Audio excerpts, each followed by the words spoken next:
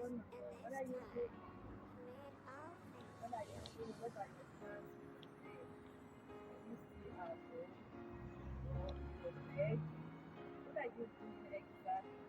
Please, I want to encourage you. Please get up, start work, go and do the best of God.